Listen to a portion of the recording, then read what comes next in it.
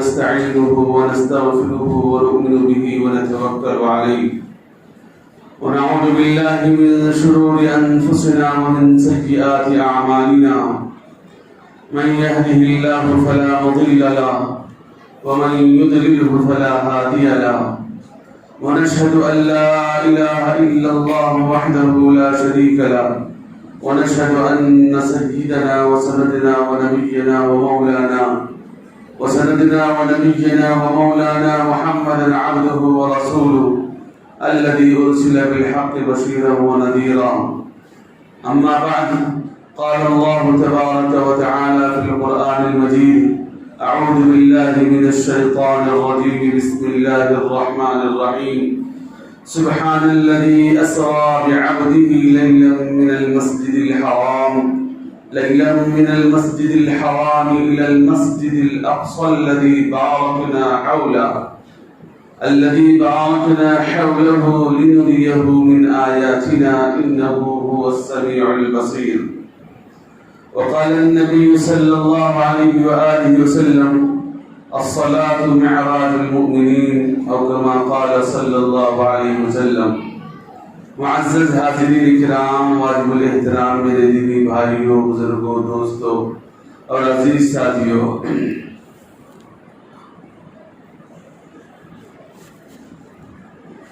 معراج النبی صلی اللہ علیہ وسلم کی یہ رات چل رہی ہے جس کے اندر میرے اور آپ کے آقا جناب محمد رسول اللہ صلی اللہ علیہ وآلہ وسلم پر اللہ رب العزت نے یہاں سے اس دنیا سے مکے سے بیت المقدس تک اور بیت المقدس سے آسمان اول تک، پھر آسمان اول سے ساتوں آسمانوں کا سفر، اور پھر ساتوں آسمانوں سے لے کر سدرۃ المنتہا تک، اور پھر وہاں سے جہاں تک اللہ نے بلانا چاہا وہاں تک سفر کروایا. آج تقریباً نبی علیہ الصلوۃ والتسلیم کے سفر معراج سے تقریباً 1450 برس ہو چکے ہیں، لیکن آج تک کی تحقیق نے اس کو جھٹلاتی ہوئی آئی ہے، اور آج تک کوئی آدمی یہ پروف نہیں کر سکتا کہ کوئی آدمی آسمان پہ کیسے چڑھ سکتا ہے. اور اتنے بڑے بڑے ترقی یافتہ لوگ ترقی کر رہے ہیں، لیکن ان کی سوچ صرف آسمان سے نیچے ہی ہے، آسمان تک پہنچ نہیں سکی، اور صبح قیامت تک نہیں پہنچ سکیں گے. لیکن یہ اللہ کے نبی علیہ الصلوۃ والتسلیم کے لیے بہت بڑا معجزہ، اور ہم امتیوں کے لیے بھی سب سے بڑا معجزہ ہے اپنے نبی کی طرف سے کہ ہم صبح قیامت تک اس بات کو لوگوں کے سامنے بتاتے رہیں گے کہ اللہ کے نبی علیہ الصلوۃ والتسلیم کو اللہ پاک نے لمحوں کے اندر مکے سے لے کر بیت المقدس تک، اور بیت المقدس سے لے کر آسمان اول تک، اور آسمان اول سے ساتوں آسمانوں کا سفر، اور پھر وہاں سے سدرۃ المنتہا، اور وہاں سے جہاں تک اللہ نے لے جانا چاہا وہاں تک نبی علیہ الصلوۃ والتسلیم کو اللہ رب العزت نے لے کر چلا. یہ معمولی بات نہیں میرے بھائیوں، اللہ رب العزت کے اندر وہ قدرت ہے، وہ کمال ہے. آج بھی وہی اللہ ہے جو اللہ کے میرے اور آپ کے حبیب علیہ الصلوۃ والتسلیم کو ساتوں آسمانوں کا سفر کروایا. آج بھی وہی خدا ہے، آج بھی وہی اللہ ہمارے پاس موجود ہے، لیکن ہمارے یقین، ہمارے ایمان، ہمارے بھروسے کی کمی ہے، جس کی وجہ سے آج ہم کو وہ قدرت ہمیں نظر نہیں آتی. ورنہ تو اللہ رب العزت نے نبی علیہ الصلوۃ والتسلیم کے ساتھ کیسے کیسے معاملات فرمایا. قرآن مجید میں اللہ نے فرمایا کہ بدر کے مقام پر دیکھ لو کہ 313 مسلمان صحابہ تھے، 313 مسلمان صحابہ تھے. سامنے مکمل لشکر تھا جس کے ساتھ ساز و سامان تھے، تلوار تھے، ہتھیار تھے. اس کے باوجود بھی اللہ نے ان کو کیسے کمزور کیا، اور مسلمانوں کو فرشتوں کے ذریعے سے مدد کر کے ان کو کیسے فتح عطا فرمائی. اسی طریقے سے جنگ احد کے اندر بھی اللہ نے فتح عطا فرمائی تھی، لیکن مسلمانوں کی کچھ کمزوریاں جو نبی علیہ الصلوۃ والتسلیم کی بات نہ ماننے کی وجہ سے فتح ہوتے ہوتے وہ شکست میں تبدیل ہو گئی. تو یہ تمام چیزیں، اس کے علاوہ بھی جتنے بھی واقعات پیش آئے ہیں، یہ سبھی سب ہمارے لیے میرے بھائیوں رہتے دنیا تک رہتے قیامت تک کے لوگوں کے لیے ایک سبق ہے. اور پھر ہم یقین کے ساتھ آج بھی ہم کو یہ یقین کرنا چاہیے کہ میرا رب موجود ہے اور میرا اللہ کی طاقت وہی ہے جو نبی اسلام کی دور میں تھی، جو صحابہ کے ساتھ اللہ کی مدد آئی تھی، آج بھی وہ مدد ہمارے ساتھ آ سکتی ہے، بشرطے کہ ہم مومن ہوں، بشرطے کہ ہم مسلمان ہوں، بشرطے کہ ہمارا یقین کامل ہو۔ جس انداز سے صحابہ نے اللہ کی ذات اقدس پر مکمل بھروسہ کیا، صحابہ نے نبی علیہ الصلوۃ والتسلیم پر مکمل اعتماد کیا اور اپنے آپ کو، اپنی جانوں کو، اپنے اولاد کو، اپنے مال کو، اپنی عزت و نفس کو، سب کچھ اسلام کے لیے داؤ پر لگا دیا۔ آج وہی مسلمان بننے کی ضرورت ہے۔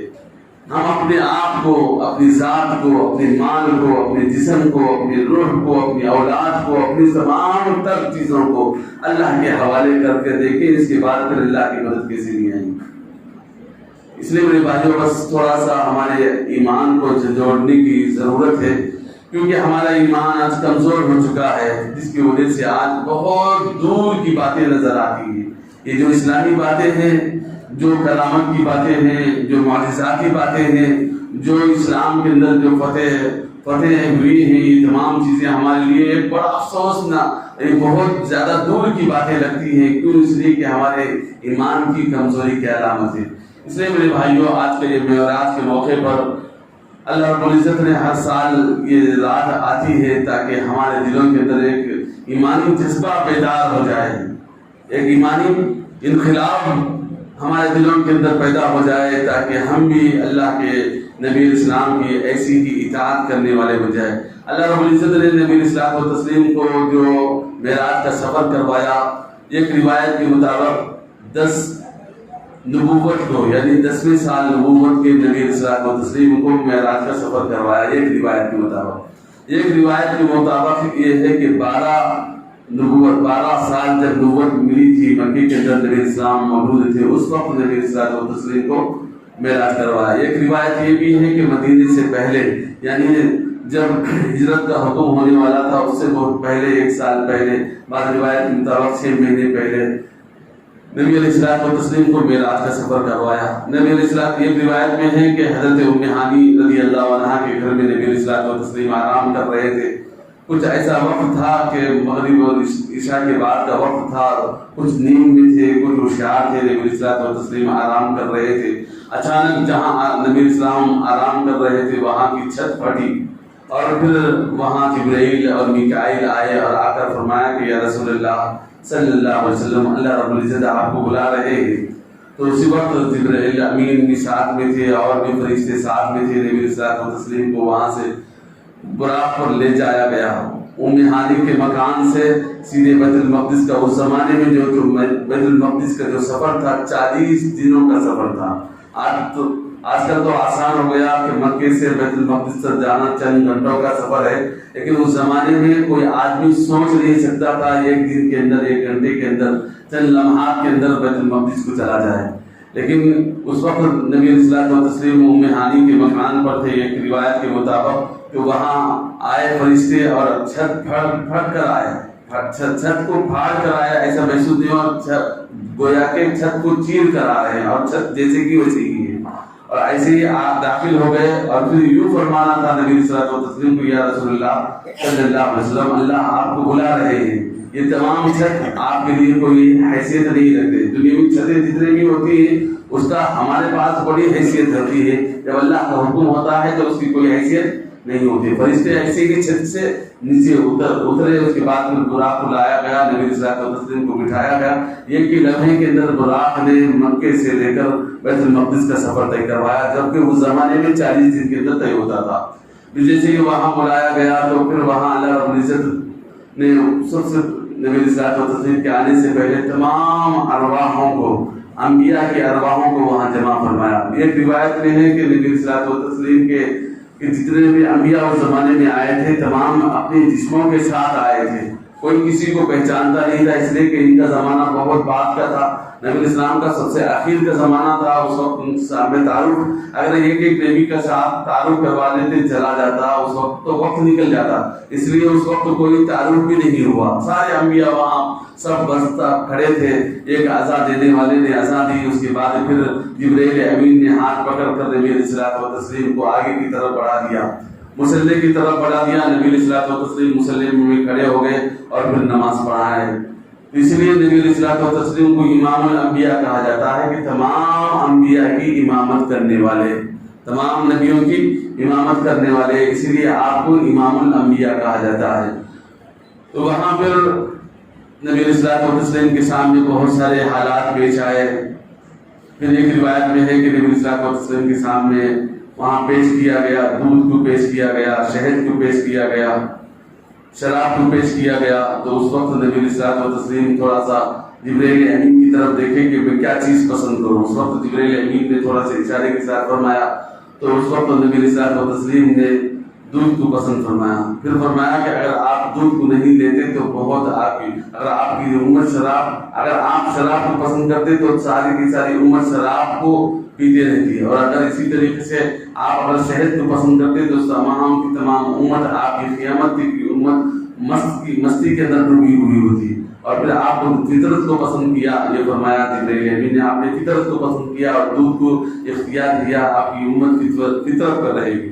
اس کے بعد پھر بہت ساری چیزیں ایک روایتوں میں لکھا ہے کہ نبی علیہ الصلوۃ والتسلیم کو وہاں سے آسمانوں سے کچھ پانی بھی پیش کیا گیا، نبی علیہ الصلوۃ والتسلیم کے سامنے بہت ساری چیزیں دی گئی، نبی علیہ الصلوۃ والتسلیم پانی کو پیا۔ اس کے بعد پھر وہاں سے ایک زینہ لایا گیا۔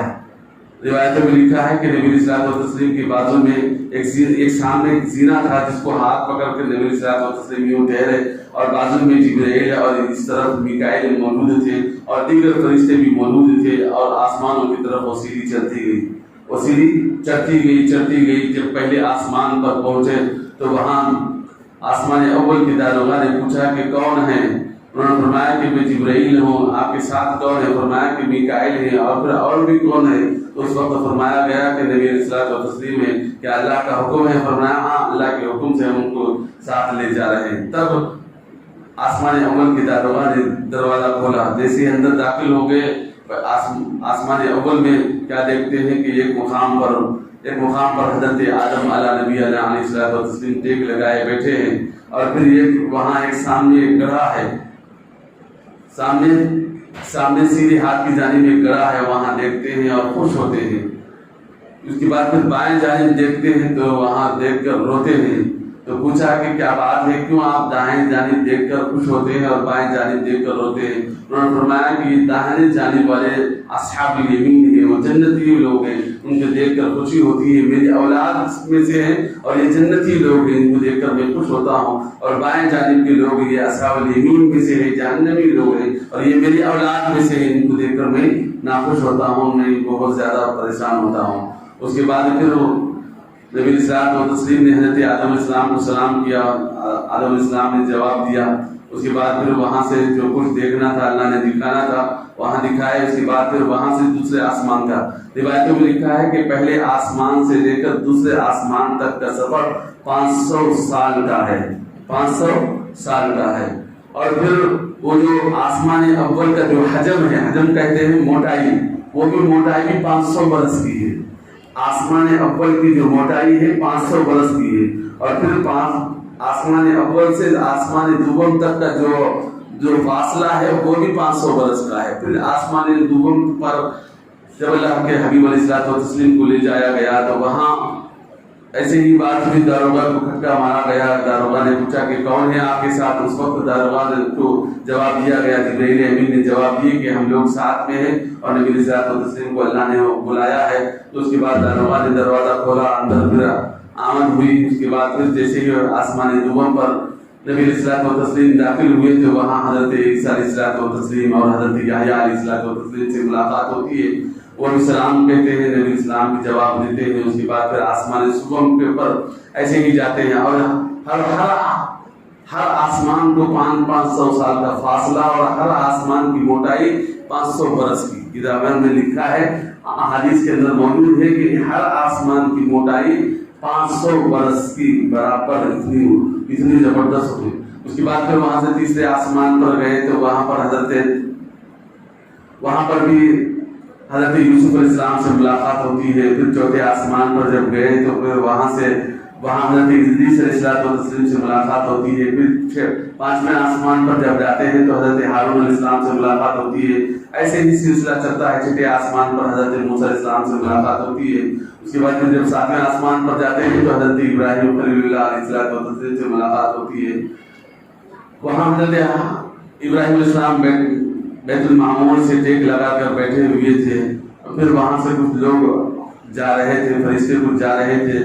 جبرائیل امین نے فرمایا کہ یہ بیت المعمور ہے, سیدھے وہ حصہ ہے جو یہاں کعبۃ اللہ کا ہے. یعنی دنیا کے اندر جو کعبۃ اللہ کی سمت میں برابر سمت کے اندر اگر بیت المعمور سے ایک پتھر پھینکا جائے تو سیدھے کے سیدھے آ کر وہ بیت اللہ پر گرتا ہے. اتنی سیدھ میں اللہ رب العزت نے بیت المعمور یعنی فرشتوں کا کعبے کو ساتھ آسمان پر بنایا ہے. روایت میں لکھا ہے کہ روزانہ 70,000 فرشتے بیت المعمور میں داخل ہوتے ہیں اور پھر قیامت تک داخل نہیں ہوں گے. ایک مرتبہ وہ داخل ہو جائیں گے, موقع ان کو دیا جائے گا تو پھر قیامت تک اس میں داخل نہیں ہو سکیں گے. اس میں قیامت تک داخل اللہ کے فرشتے اتنی تعداد ہے, ان گنت ہے. ان کی تعداد کا کوئی حساب نہیں. اللہ ہی کو علم اس کا علم اللہ ہی کو ہے. اور روزانہ 70,000 فرشتے بیت المعمور میں داخل ہوتے ہیں. وہاں طواف کرتے ہیں, عبادت ہوتی ہے. جو کچھ عبادت اللہ نے ان کو بتایا ہے اس انداز سے وہ عبادت کرتے ہیں. وہاں سے نکل جاتے ہیں. پھر اس کے بعد جبرائیل امین نے ساتھ آسمان سے اوپر کی طرف سدرۃ المنتہا کے پاس نبی علیہ الصلوۃ والتسلیم کو لے گئے.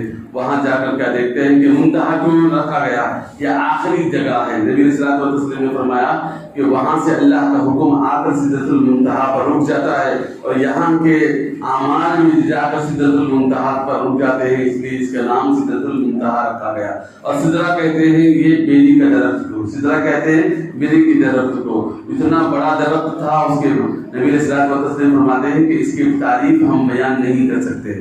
اتنا بہترین درخت تھا وہ, اس کی تعریف ہم بیان نہیں کر سکتے. اس کے پتے جو نا اس انداز کے تھے کہ ہاتھی کے کان جیسے بڑے بڑے پتے تھے. ہاتھی کے کان جیسے بڑے بڑے پتے تھے. اور اس کی جو بیری کا جو درخت تھا بڑے بڑے ہنڈی کے جیسے بڑے بڑے بیل تھے. نبی السلام فرماتے ہیں کہ ہجر کا ایک مقام کے پاس وہاں مٹکے بنتے تھے. اس مقام کا نام ہجر ہے. ہجر کے مٹکے کے برابر نبی السلام نے ایک حدیث میں فرمایا کہ ہجر کے مٹکے کے برابر اس سدرۃ المنتہا کے بیل تھے. اتنے بڑے بڑے بیل تھے.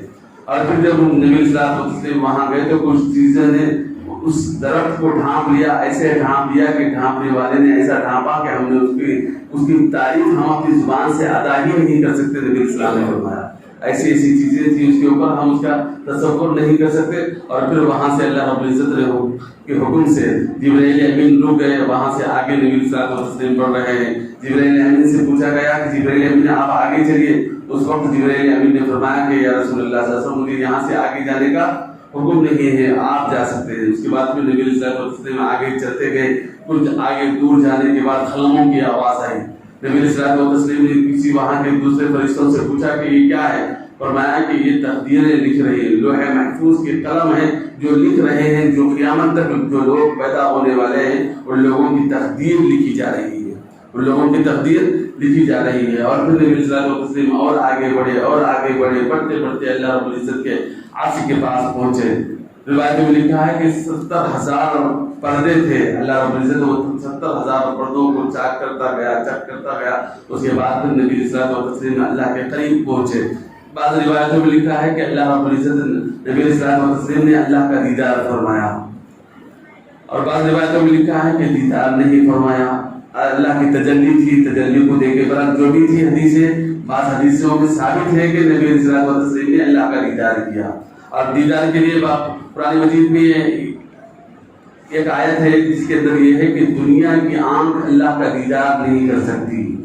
دنیا کے اندر قرآن مجید کی ایک آیت ہے, اس کا مفہوم یہ ہے کہ دنیا کی آنکھ اللہ کا دیدار کرنے کے قابل نہیں ہے. اس لیے بعض علماء فرماتے ہیں کہ اللہ کا دیدار یہ ہے, اللہ کی تجلی کا دیدار ہے. ہو سکتا ہے کہ وہاں اللہ رب العزت نے وہ دنیا کی آنکھ کو ہٹا کر وہ آخرت کی آنکھ نبی صلی اللہ علیہ وسلم کو عطا فرمائی تھی. جیسے بیت المقدس کے پاس وہ تمام چیزیں اللہ کے حبیب علیہ الصلوۃ والتسلیم کو عطا کی گئی.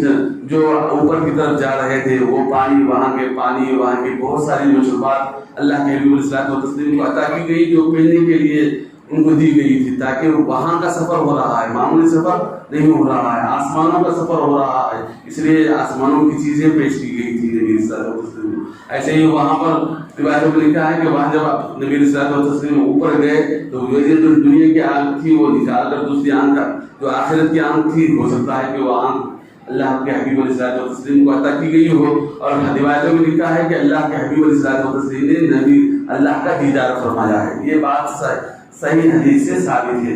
بہرحال وہاں جب نبی صلی اللہ علیہ وسلم نبی اللہ کے قریب پہنچے تو اللہ کے حبیب علیہ الصلوۃ والتسلیم سے فرمایا کہ میرے لیے کیا تحفہ لے کر آئے ہو. اس وقت نبی علیہ السلام نے فرمایا تحیات للہ والصلوات والطیبات. التحیات للہ والصلوات والطیبات، تمام قولی عبادتیں، تمام فعلی عبادتیں، تمام مالی عبادتیں، یعنی میرے جو بول سے جتنی عبادتیں ہوتی ہیں یہ سب، اور جتنے میرے عمل سے ہوتے ہیں، جو ہاتھ پیر سے ہوتے ہیں یہ سب، اور میرے مال سے جو بھی عبادتیں ہوتی ہیں یہ سب للہ، تیرے لیے. تحیات للہ والصلوات والطیبات.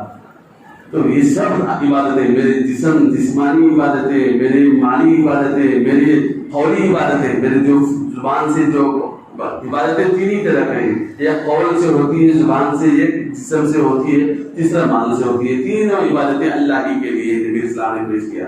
تو اس وقت السلام علیک ایھا النبی، اللہ نے فرمایا السلام علیک ایھا النبی ورحمۃ اللہ، اے اللہ کے حبیب علیہ الصلوۃ والتسلیم آپ پر سلامتی ہو.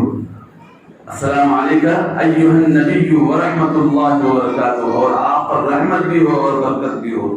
اس وقت نبی علیہ الصلوۃ والتسلیم نے فرمایا کہ اللہ میری امت کہاں جائے گی. اس وقت اللہ کے حبیب علیہ الصلوۃ والتسلیم نے وہاں پر بھی، عرش پر بھی اللہ نے امت کو یاد رکھا. تو اسی وقت اللہ رب العزت نے فرمایا ایھا النبی ورحمۃ اللہ وبرکاتہ السلام علینا وعلی عباد اللہ الصالحین. اور ان لوگوں پر بھی سلامتی ہے، اللہ نے بھیجا ہے، ان لوگوں پر بھی سلامتی ہے جو آپ کی اقتدا کرنے والے ہیں اور آپ کے طریقے پر چلنے والے ہیں، جو نیک لوگ ہیں. السلام علینا ایھا النبی ورحمۃ اللہ وبرکاتہ السلام علینا وعلی عباد اللہ الصالحین.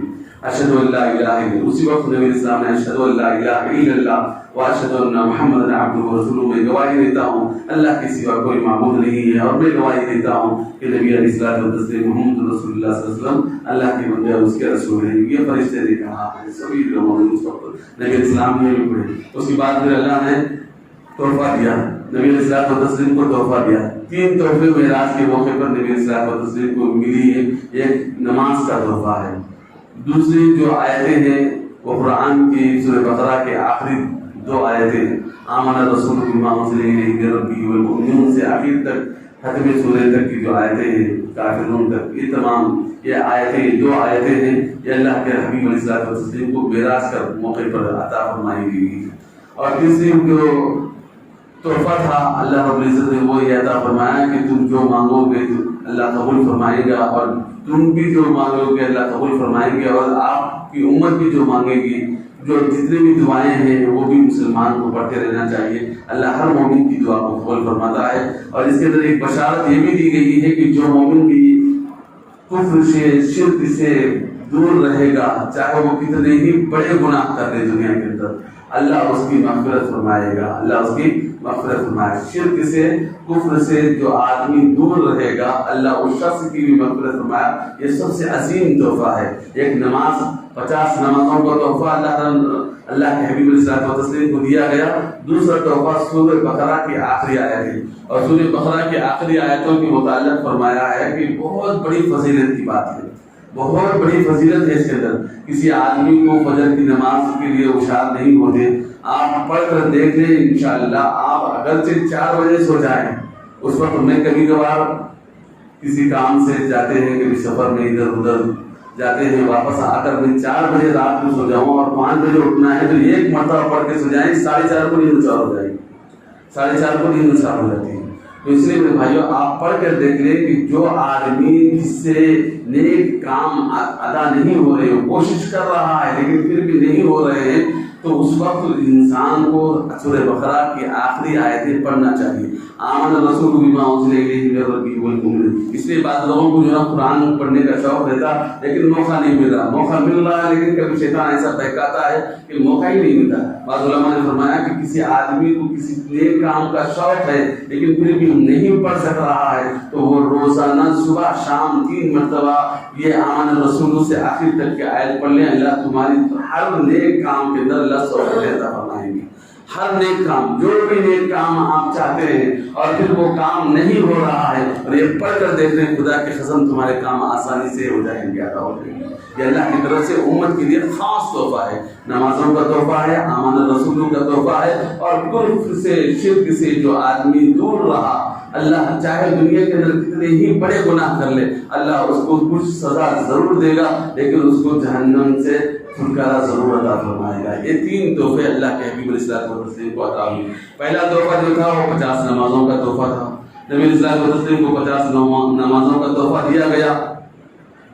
جیسے ہی دیا گیا لے کر نبی علیہ الصلوۃ والتسلیم واپس ہو رہے ہیں، ساتھ آسمان پر آئے، حضرت ابراہیم علیہ السلام سے ملاقات ہوئی، پھر وہاں سے چھٹے آسمان پر جب آئے تو موسیٰ علیہ السلام نے فرمایا کہ یا رسول اللہ کیا بات ہوئی، کیا تحفہ ملا؟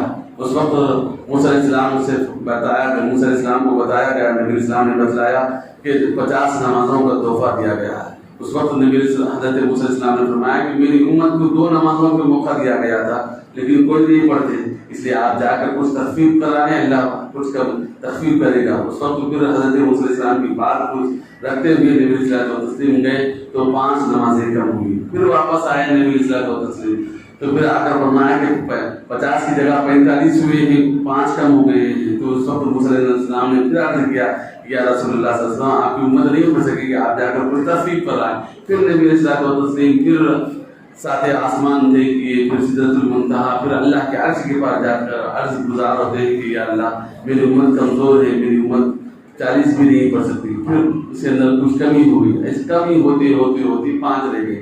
5 لے کر جب واپس آ رہے تھے نبی علیہ الصلوۃ والتسلیم حضرت موسیٰ علیہ السلام سے ملاقات ہوئی تو موسیٰ علیہ السلام نے فرمایا کہ یا رسول اللہ یہ 5 نمازیں بھی آپ کی امت نہیں پڑھ سکے گی، اس لیے کہ میری امت مضبوط تھی، بڑی طاقتور تھی، پھر بھی ان کو 2 نمازیں دی گئی تھی لیکن وہ 2 نمازیں ادا نہیں کر رہی تھی۔ آج دیکھ لیجیے کہ یہی حال ہے۔ حضرت موسیٰ علیہ السلام نے اس وقت صحیح فرمایا تھا لیکن اللہ کی مرضی تھی، اللہ رب العزت کا یہی ہوگا۔ نبی علیہ السلام نے فرمایا کہ اب مجھے جانے میں شرم آتی ہے، اگر یہ بھی واپس چلا جاؤں تو یہ 5 کر کے کم ہو رہی ہے، کہیں ایسا نہ ہو کہ اللہ پورے کو کم کر دے، یعنی پورے 0 کر دے، اس لیے مجھے شرم آتی ہے، میں واپس نہیں جاؤں گا۔ اس اللہ نے اسی وقت اعلان لگا دیا، آواز لگا دی فرشتے کے ذریعے سے، اے محمد صلی اللہ علیہ وسلم آپ کی امت کے اوپر 5 نمازیں پڑھ جاتا دی گئی ہے، لیکن اگر کوئی آدمی 5 نمازیں پڑھے گا تو 50 کا ثواب اس کو نام اعمال میں لکھا جائے گا۔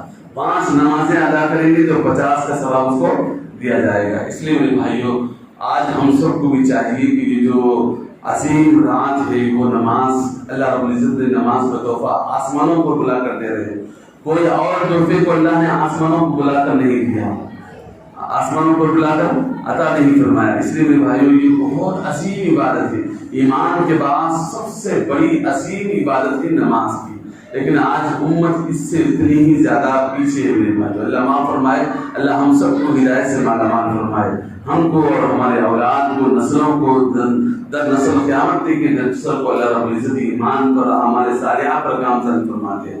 آج نماز سے ہم لوگ اتنے ہی کوتاہ ہیں بھائی، ایک نماز پر کیا کیا فضیلتیں ملتی ہیں اس کا اندازہ ہم لوگ نہیں کر سکتے۔ ایک حدیث میں نے پڑھا کہ جو آدمی رکوع کرتا ہے، رکوع کرتے ہوئے اس کا جو وزن ہوتا ہے اس وزن کے برابر، اس انسان کے وزن کے برابر سونا چاندی اللہ کے راستے میں صدقہ کرنے سے زیادہ اس کو ثواب ملتا ہے، صرف رکوع کرنے پر، چاہے وہ نفل کا رکوع کرے چاہے وہ فرض کا رکوع کرے۔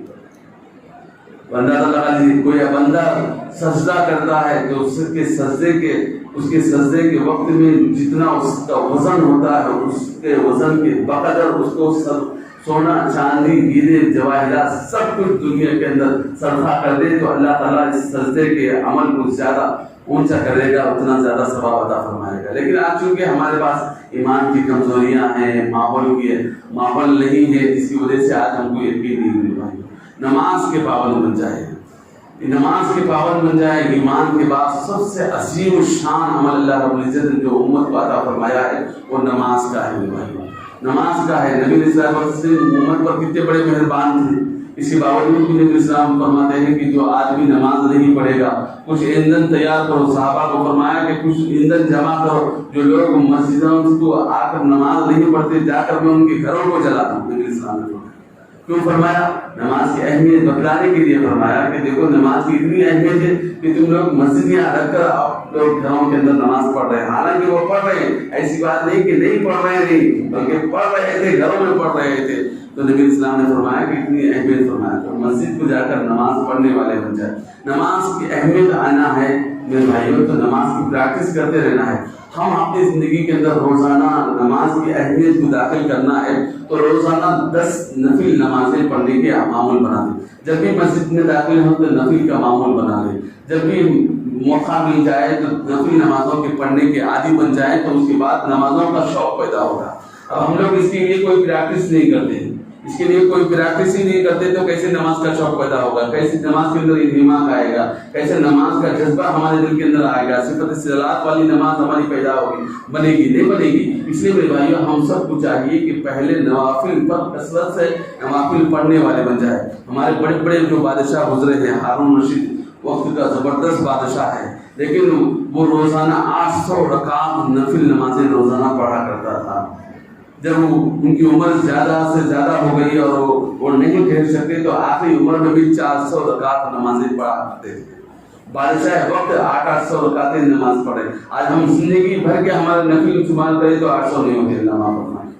تو اس لیے میرے بھائیوں آج بہت افسوس کی بات ہے، آج چونکہ ہمارے پاس اہمیت نہیں ہے، ہم سمجھتے ہیں کہ معمولی عمل ہے، اس سے کیا ہوگا. اسی سے صحابہ کرام رضوان اللہ اجمعین اپنے مرے ہوئے گھوڑوں کو اللہ کے سامنے 2 رکعت نماز پڑھ کر اللہ کے سامنے مانگتے تھے، گھوڑوں کو زندہ کروا لے کے جاتے تھے.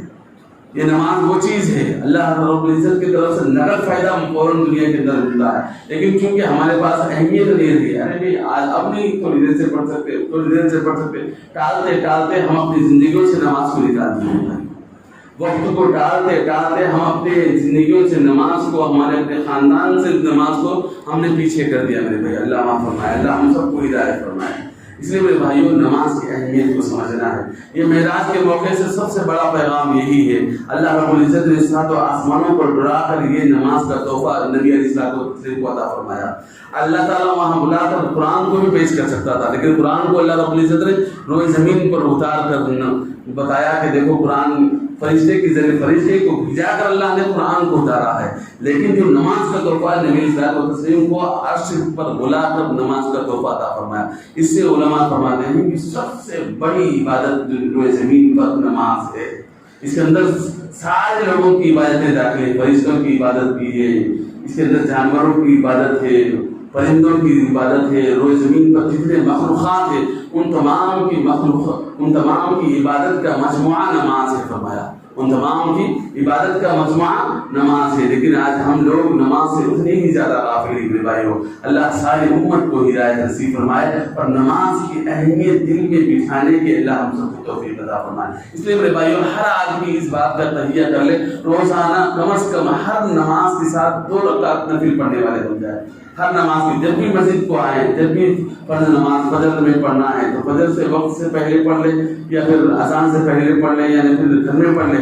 گھر میں پڑھ کے 2 رکعت نفل پڑھنے کے عادت. اگر فجر سے پہلے نہیں پڑھ سکتے، وقت ہو گیا، فجر کی اذان بھی ہو گئی تو نماز کے بعد پڑھ لیں، اشراق کے وقت پڑھ لیں. ایسا کریں کہ کم از کم 10 رکعت نفلوں کا معمول بنائے. اس کے بعد پھر دھیرے دھیرے نماز کا شوق اس کے دل کے اندر پیدا ہوگا. جب آدمی اضافہ کام کرنا شروع کرے گا، کسی بھی چیز کی عبادت، نفلی عبادت کو پہلے کثرت سے کرنا شروع کرے گا، اس کی فرض کی اہمیت اس کے دل کے اندر آئے گی. صرف فرض پر اکتفا کرے گا تو فرض کی اہمیت بھی اس کے دل سے ختم ہو جائے گی. بہت سارے لوگ یہ سوچتے ہیں کہ بھائی میں فرض ادا کر لیتا ہوں بس کافی ہے, میرے سنت کی ضرورت نہیں, مجھے نفل کی ضرورت نہیں, واجبات کی ضرورت نہیں. تو وہ دھیرے دھیرے اس کے اندر سے ساری چیزیں کی اہمیت, فرض کی بھی اہمیت نکل جاتی ہے. اس لیے علماء نے فرمایا کہ پہلے مستحب کی اہمیت کو دل میں داخل کرو, اس کے بعد سنت کی اہمیت آئے گی. جب سنت کی اہمیت آئے گی تو پھر واجب کی اہمیت آئے گی. جب واجب کی اہمیت آئے گی تو فرض کی اہمیت بھی دل کے اندر پیدا ہوگی. اس لیے میرے بھائیوں ہم سب کو بھی چاہیے کہ نفل کو اوپر مداومت اختیار کرے, کم سے کم 10 رکعت کبھی بھی ایک مرتبہ پڑھ لے. ایسا نہیں کہ ہر وقت ہر نماز کے وقت پڑھنا مشکل ہو رہا ہے, تو کم از کم ایک وقت مقرر کر کے 10 رکعت نفل, 10 بیٹھے بیٹھے پڑھ. نفل کے لیے تو آپ کو کھڑے ہونے کی بھی ضرورت نہیں, آپ کھڑے ہو کر نماز پڑھ سکتے ہیں تو بہت ثواب ہے, آپ کو مکمل ثواب ملتا ہے. اگر نفل آپ بیٹھ کر پڑھنا چاہیں پھر بھی آپ کے لیے گنجائش ہے. پھر بھی حدیث میں فرمایا گیا کہ کوئی آدمی نفل بیٹھ کر پڑھنا چاہے پھر بھی ادا ہو جائے گی. نماز پڑھنے کی تو عادت ڈال لیں, بیٹھ کر پڑھنے کی تو عادت ڈالیں. جب پڑھتے رہیں گے, کوشش کرتے رہیں گے, کل اللہ کے سامنے بتا سکیں گے یا اللہ میں کوشش کرنے کے لیے 10 رکعت نفل پڑھتا تھا, اللہ تو اس کو قبول فرما لے. جب اللہ قبول فرما لے گا تو پھر ہمارے گھر میں بیٹھ کر پڑھنے میں بھی بچوں کو اوپر اثر پڑے گا. آج ہم لوگ نماز گھر میں پڑھتے ہی نہیں. پڑھنا ہے نماز تو بس مساجد میں نہیں پڑھتے, نفلیں نہیں مساجد میں پڑھتے. گھر میں پڑھنے کی عادت ڈالیں. گھر میں عورتوں کے اوپر اثر پڑے گا, بچوں پر اثر پڑے گا, بڑوں پر اثر پڑے گا. اور گھر کے رہنے والے جو مکین ہیں اس کے اندر جنات بھی رہتے ہیں, فرشتے بھی رہتے ہیں. معلوم ہے ہر گھر کے اندر جنات بھی رہتے ہیں, فرشتے بھی رہتے ہیں. ان کے اوپر بھی اثر پڑے گا. وہ آپ کو ستا نہیں سکیں گے, وہ آپ کو زندگیوں کے اندر دخل نہیں دیں گے. اب ہم اپنا کام کرتے رہیں گے, وہ اپنا کام کرتے ہیں. ہر جگہ موجود ہیں, فرشتے بھی ہر جگہ موجود ہیں, جنات بھی ہر جگہ موجود ہیں. آپ کو معلوم ہونا چاہیے فرشتوں کی تعداد تو اللہ نے کے سوا کسی کو معلوم نہیں ان کی گنتی کتنی ہے. جیسے ابھی بتایا گیا کہ بیت المعمور میں روزانہ 70,000 فرشتے داخل ہوتے ہیں اور قیامت تک داخل نہیں ہو سکیں گے بیت المعمور میں. اتنے فرشتے اللہ نے پیدا فرمایا. اور پھر اسی طریقے سے ضلوع زمین پر جتنے انسانوں کی تعداد ہے اس سے 12 گنا بڑھ کر, ایک روایت کے مطابق 12 گنا بڑھ کر جنات کی تعداد ہے. ہمارے اپنے انسانوں کی تعداد سے 12 گنا بڑھ کر جنات کی تعداد ہے ایک روایت کے مطابق. ایک روایت کے مطابق اور بھی زیادہ ہے, 40 گنا بھی ہے.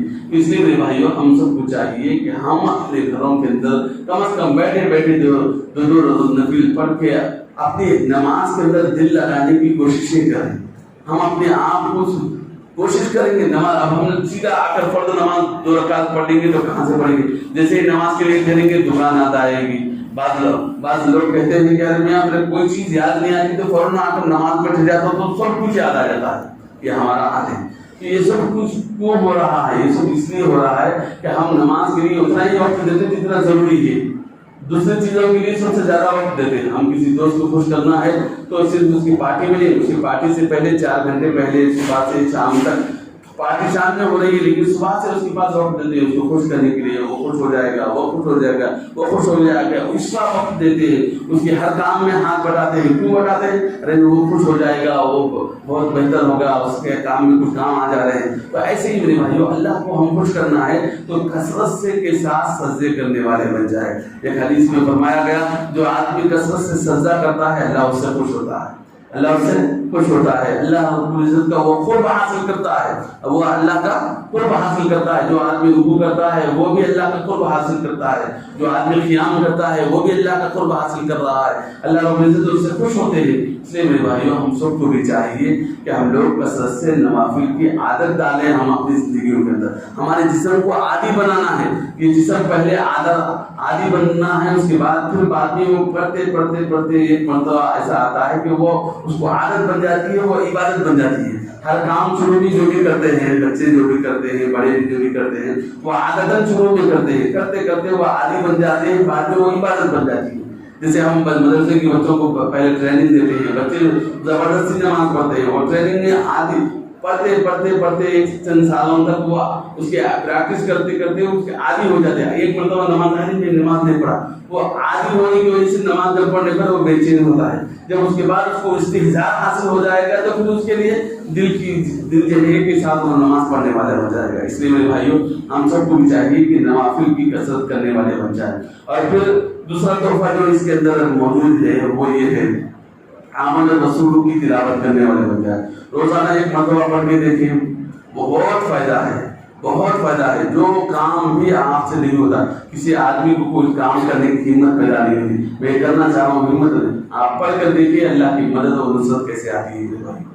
जो काम भी आप दुनियावी काम भी बेहतर काम करना चाहते हैं, लेकिन आपके अंदर वो हिम्मत पैदा नहीं हो रही, आप आमन रसूल से आखिर तक पढ़ जाए, अल्लाह की तरफ से जरूर उस पर मदद शामिल हाल होगी और आपका काम आसानी से बन जाएगा। और फिर कुफ्र से, शिर्क से मुसलमान दूर रहे। कुफ्र शिर्क से जितना दूर रहेगा इंसान का ये यकीन होना चाहिए कि मेरा रब अल्लाह है, मेरा मौला अल्लाह है, मेरा खालिक अल्लाह है, मेरे पालने वाला अल्लाह है। न दुकान पालती है, न ये असबाब पालते हैं, ये सब कुछ चीजें असबाब के दर्जे में, ये सब कुछ चीजें असबाब के दर्जे में है। असल मेरा खालिक व मालिक अल्लाह है, उसी की ज़ात अक़दस पर यकीन कामिल आना। इसके लिए इंसान प्रैक्टिस करना है। इसके लिए क्या की प्रैक्टिस करना है? अल्लाह एक है, इसकी प्रैक्टिस कैसे करना है? हम अपने दिलों से, जुबान से अल्लाह का नाम कसरत से लेना है, अल्लाह का जिक्र कसरत से करना है, चाहे वो अल्लाह अकबर का करे। अल्लाह अकबर का मतलब क्या है? अल्लाह सबसे बड़े, अल्लाह सबसे बड़े, अल्लाह सबसे बड़े। इसका जिक्र कसरत से करें, उसके अल्फाज पर भी तसव्वुर के साथ करते रहेंगे तो इंशाअल्लाह उसका असर दिल में उतरेगा। बगैर तसव्वुर पे भी असर होगा। जिक्र का फायदा ये है कि बस बगैर तसव्वुर के भी असर होगा, लेकिन तसव्वुर के साथ करेंगे तो ज्यादा असर होगा, तसव्वुर के साथ करेंगे तो ज्यादा असर होगा। अल्लाह अकबर, अल्लाह सबसे बड़ा। हम लोग सुबह शाम में तो पढ़ते ही तस्बीह फातिमा, सुभान अल्लाह, अल्हम्दुलिल्लाह, अल्लाह अकबर, लेकिन इसके अंदर तसव्वुर भी करते हैं अल्लाह बड़ा है, मेरे कारोबार से बड़ा है, मेरी जात से बड़ा है, मेरे पैसे से बड़ा है, दुनिया से बड़ा है, सारी चीजों से बड़ा है। इसका तसव्वुर करते हुए इंसान पढ़ेंगे तो उसको बुझाना है दिल में, अल्लाह मेरा खालिक है, मेरा मालिक है। आज इंसान 2 मिनट में बदल रहा, मेरा मालिक कौन है? थोड़ी थोड़ी देर में इंसान बदलता रहे, अरे अच्छा हुआ भाई पैसे मेरे पास है, वरना तो मेरा क्या हाल होगा। अरे अल्लाह ही है, अल्लाह की जात को पहले भरोसा नहीं करते, पहले असबाब पर भरोसा करो, बाद में अल्लाह की जात पर। यकीनन दुनिया का जो कानून है वो असबाब के दायरे में है, लेकिन असबाब के साथ साथ उसकी जात अक़दस को सबसे पहले भरोसा करें। असबाब को इख्तियार करने में कोई हर्ज नहीं है, असबाब को इख्तियार करो, लेकिन भरोसा अल्लाह की जात अक़दस पर रखो। असबाब को जरूर इख्तियार करो, लेकिन भरोसा अल्लाह की जात अक़दस पर रखो। आज हमारा ईमान कमजोर हो गया, हर लाइन में इंसान को बताने की, समझाने की जरूरत है। इसलिए मेरे भाइयों, हर आदमी को चाहिए कि हम पहले हमारे ईमान को मजबूत करना है।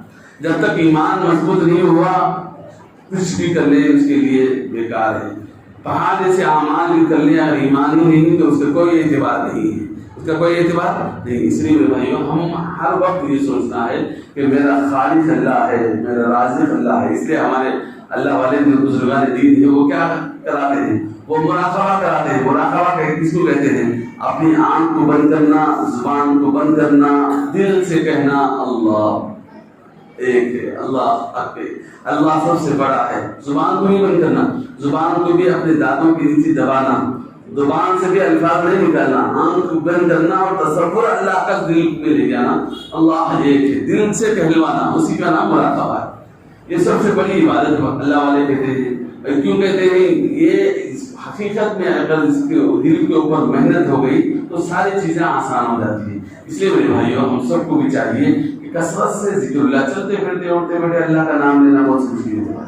हम लोग सुबह से शाम तक हजारों मरतबा जपते रहते हैं। एक आदमी के लिए हमने देखा, दुनिया के सिर्फ 100 रुपए कमाने के लिए रात भर जगना आसान हो रहा है लोगों को।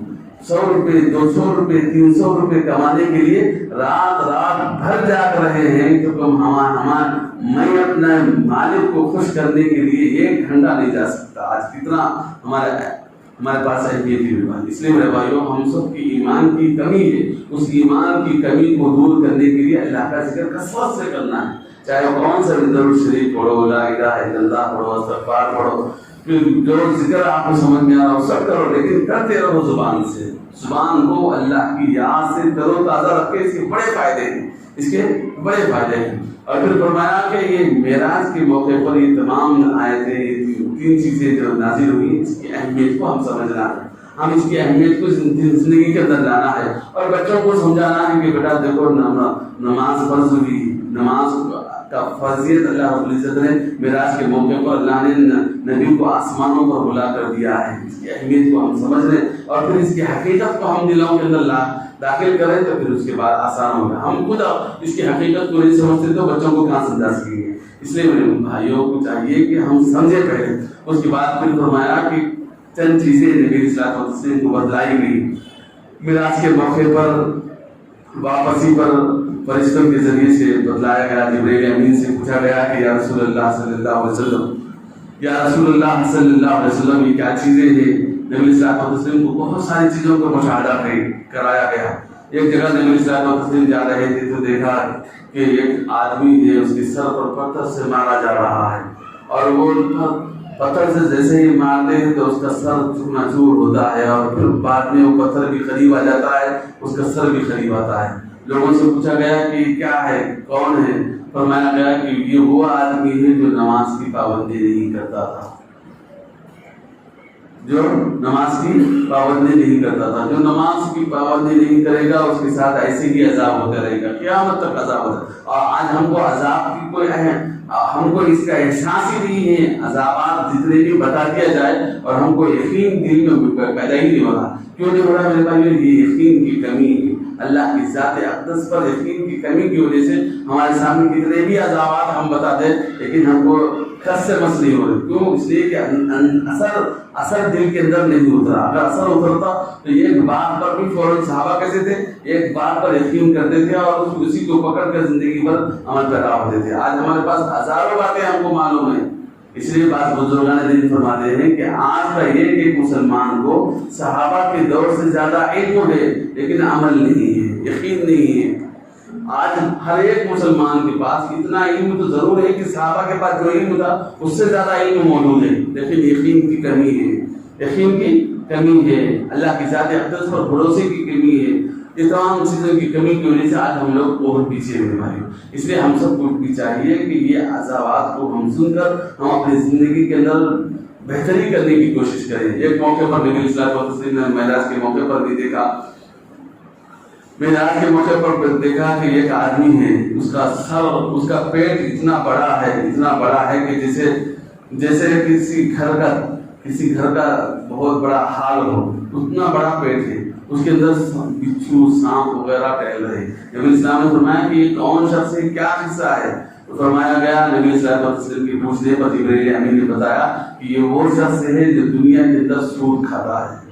دنیا کے اندر سود کھاتا ہے تو اللہ نے اس کو یہ عذاب دیا ہے کہ اس کے پیٹ کو اتنا بڑا کر دیا ہے، اس کے اندر سانپ، بچھو وغیرہ ہے اور وہ باہر سے نظر آ رہے ہیں. میرے بھائیو، آج ہم کو دنیاوی فائدہ منفعت بہت اچھا لگتا ہے، تھوڑا سا اس کا پیسہ کھا لینا، اس سے مار لینا، اس سے چھین لینا، یہ ہم کو آسان ٹیکنیک معلوم ہو رہی ہے لیکن کل قیامت میں جو عذاب ہوگا وہ بہت برا ہے. میرے بھائیو، اللہ ہم سب مسلمان بھائیوں کی اور ساری امت محمدیہ کی حفاظت فرمائے.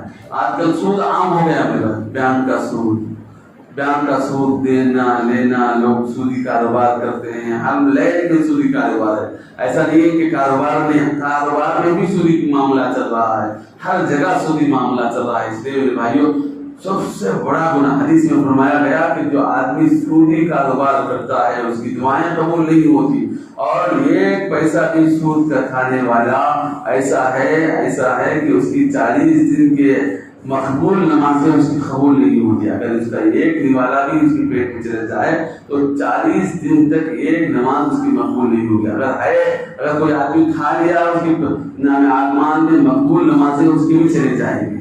اس لیے میرے بھائیو، ہم سب کو بہت حفاظت کی ضرورت ہے. آج ہمارے پاس تمیز نہیں ہے پیسے کی جیسے بھی آئے تمیز ہی نہیں. بہت سارے لوگوں کو دیکھا میں نے کہ ان لوگوں کے پاس زندگیوں میں بہت سارے اعمال ہیں لیکن پیسے کی تمیز نہیں. اللہ حفاظت فرمائے. ایک مرتبہ میں ایک صاحب دیکھا، 5 وقت کا نمازی بیچارہ راستے سے گزر رہا تھا، وہاں 500 کی نوٹ پڑی تو فوراً لینے کا ذمہ ہے. احمد صاحب پیسے مل گیا. پیسے کس کے پیسے؟ کیا کیسے پیسے؟ دوسروں کے پیسے کی تمہاری کیا ضرورت ہے؟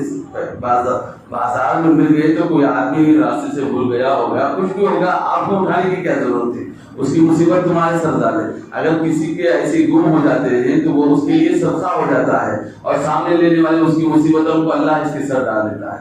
اس لیے میرے بھائیو ہم کو ایسے لینے کی ضرورت نہیں. بہت سارے لوگوں کو اس چیزوں کی تمیز نہیں ہوتی، اور پیسے جہاں سے بھی آئے اس کو بس استعمال کر لو، خرچ کر لو، مزے اڑا لو. ہم لوگ یوں سمجھتے ہیں. میرے بھائیو ہر چیز کو زندگی میں حساب ہوگا، ہر چیز کا زندگی کے اندر حساب ہوگا. قرآن مجید میں آپ نے سنا ہوگا مثقال ذرۃ خیرا یرا، معمولی چیز جو زندگی کے اندر بہتری کا کام کیے اللہ اس بارے میں بھی حساب ہوگا. اور لتسألن یومئذ عن النعیم، ہر نعمت کے بارے میں اللہ تم سے سوال فرمائے گا. اس لیے میرے بھائیوں ہم سب کو چاہیے کہ ایسے غلط راستے سے پیسے کمانے کی ہرگز فکر نہ کریں. اللہ مالک ہے، خالق ہے، ہم کو پیدا کیا ہے. ہمارے وجود سے پہلے اللہ ہے، اور ہمارے وجود کو دنیا میں لا کر کھڑا کرا اللہ ہی. اور چند سالوں کے بعد ہمارا وجود نہیں رہے گا، اللہ ہی رہے گا. اسی کا حکم قبر میں بھی ہے، اسی کا حکم آخرت میں بھی ہے، دنیا میں بھی ابھی اسی کا حکم چل رہا ہے. اور ہم لوگ ابھی سے اللہ کے خلاف بغاوت کر کے کیا کریں گے؟ یہاں سے جائیں گے تو کہاں جائیں گے؟ قبر میں بھی اسی کے پاس جا کر چکرنا ہے، اور آخرت میں بھی اسی کے پاس رہنا ہے، پھر روز قیامت میں اسی کے سامنے ٹھہرنا ہے. ہم اس سے بغاوت کر کے بھی کچھ نہیں کر سکیں، اس کا کچھ بگاڑ نہیں سکیں گے، ہمارا ہی اپنا بگڑ جائے گا. ہم بغاوت کر کے ہم اپنے آپ کا بگاڑ لیں گے، اس کا کچھ بگاڑ نہیں سکیں گے. اس لیے میرے بھائیوں ہم سب کو چاہیے کہ ہم اپنی ہر کام جو بھی انسان بھلائی کا کام کرتا ہے وہ ہمارے نام اعمال میں لکھا جاتا ہے. کوئی دیکھے نہ دیکھے اللہ وہاں لکھ رہے ہیں، اس کے نام اعمال میں اچھائی کو داخل فرما رہے ہیں. اس اچھائی کا اثر اس کی نسلیں در نسل تک اللہ پہنچا دیتا ہے. میرے بھائی آپ یوں نہ سوچیں کہ آج میں اچھائی کروں تو میرے کیمرہ دیکھو میرا الٹا نقصان ہی ہو رہا. بہت سارے لوگ بولتے ہیں ارے میں اچھائی کر رہا تو کیمرہ الٹا مجھے نقصان نہیں ملا. اللہ کے خزانے میں تمہارے لیے ثواب ملتا جا رہا ہے، اور وہ ثواب اور اس نام اعمال کا جو حساب ہے اللہ تمہاری نسلیں در نسلوں کی ایمان کی حفاظت کا سامان بنا رہا ہے. آج بہت سارے لوگ تھوڑی دیر میں یہاں سے وہاں سے. اس لیے حدیث میں فرمایا گیا قرب قیامت لوگ ایسے رہیں گے کہ رات میں مومن رہے گا، صبح ہوتے ہوتے کافر ہوگا. بعض لوگ ایسے رہیں گے صبح میں مومن رہیں گے، شام ہوتے ہوتے کافر ہو جائیں گے. قرب قیامت یہی معاملہ پیش آئے گا، اور یہ آج ساری دنیا کے طرح ہو رہا ہے. مسلمان صبح دیکھ کے صبح میں اچھا خاصا مسلمان تھا، شام ہوتے ہوتے کافر ہو رہا. کیوں؟ اس لیے کہ اس کی صحبت میں رہ کر اور اس کے اعمال اتنے خراب، اس کے پیسہ اتنا خراب، اس کے اندر داخل ہونے والی چیزیں ایسی خراب کہ اس کا ایمان کا کوئی حصہ بھی باقی نہیں رہ رہا. اس لیے میرے بھائیوں ہم سب کو بھی چاہیے کہ اپنے مال کی صحیح حفاظت کریں. اللہ نے جو مال دیا ہے اس کو مضبوطی کے ساتھ اپنے ہاتھ میں باندھے رکھیں. ایسا نہیں کہ بے درد خرچ کریں. بہت سارے لوگوں کی عادت ہوتی ہے کہ جب مال ملتا ہے تو بے درد خرچ کرتے ہیں، یعنی بہت زیادہ خرچ کر دیتے ہیں. جب مال ختم ہو جاتا ہے تو پریشان ہوتے ہیں. اس لیے میرے بھائیوں بے درد خرچ کرنے کا حکم نہیں دیا. اسلام میانہ نبی کا نام ہے. جب بھی مال آئے تو اس کے اندر بھی درمیانی رویے سے خرچ کریں، درمیانی انداز سے خرچ کریں. اور جب مال نہیں ہے تو پریشان ہونے کی بھی ضرورت نہیں. اللہ آج ہمارے پاس نہیں دیا ہے، انشاءاللہ کل تک آئے گا. ہم محنت کریں گے، اللہ سے مانگیں گے، اللہ ضرور ہم کو عطا فرمائے گا. ہم کو حیبت کرنے کی ضرورت نہیں. ہم پیدا ہو کر دنیا میں کوئی چیز لے کر آئے تھے، کچھ بھی نہیں لے کر آئے. جس انداز سے خالی ہاتھ آئے تھے دنیا سے خالی ہاتھ جائیں گے. اور ایک لمحے کے ایک پیسے کے بغیر اللہ ہم کو دنیا میں زندہ رکھا تھا، اور موت تک بھی زندہ رکھے گا، اور قیامت میں بھی ہمارے ساتھ رہے گا، اور قبر میں بھی ہمارا ساتھ رہے گا. یہ یقین ہم اپنے دل کے اندر پیدا کر لیں. آج تھوڑا سا یقین کی کمی ہے، کیا ہوگا، کل کیا ہوگا، پرسوں کیا ہوگا، پرسوں کیا ہوگا، ایسا کیا ہوگا، ویسا. یہ سوچ کر انسان بےایمان بنتا چلا جا رہا ہے. کل کیا ہوگا، ارے کل پیسے دینا ہے، وہ کیا ہوگا، آنے والی نسل کا کیا ہوگا، پرسوں کا کیا. یہ سوچ کر انسان پہلے کے پہلے آگے کا سوچ کر ابھی سے بےایمانی شروع کر رہا ہے. میرے بھائیو اس سب چیزوں سے کچھ حل ہونے والا نہیں ہے. اس لیے میرے بھائیو ہم اپنے ایمان کو مضبوطی سے ایمان پر جمے رہے، اور ایمان کی فکریں کریں، اپنی نسلوں کی فکریں کرتے رہے، اور ہم اپنی نسلوں کو مضبوطی کے ساتھ ایمان کی تعلیم دیں. ایمان ہی نجات کا ذریعہ ہے، ایمان ہی نجات کا ذریعہ ہے، بغیر ایمان کے نجات کا کوئی حساب ہی نہیں ہے، کوئی حساب ہی نہیں. کافر کی نجات کا کوئی حساب ہے، اس لیے کہ وہ کتنے ہی اچھے اعمال کر لے، چاہے دنیا کی دولت پورے کے پورے خرچ کر لے، لیکن اس کی نجات کی کوئی گارنٹی نہیں ہے. اور جو انسان ہے، مسلمان ہے، اس کے پاس کچھ بھی نہیں ہے لیکن ایمان ہے، تو اللہ اس کو نجات عطا فرمائے گا. اگر سب کچھ ہے لیکن ایمان ہی نہیں ہے مسلمان کے پاس بھی، تو اس کو نجات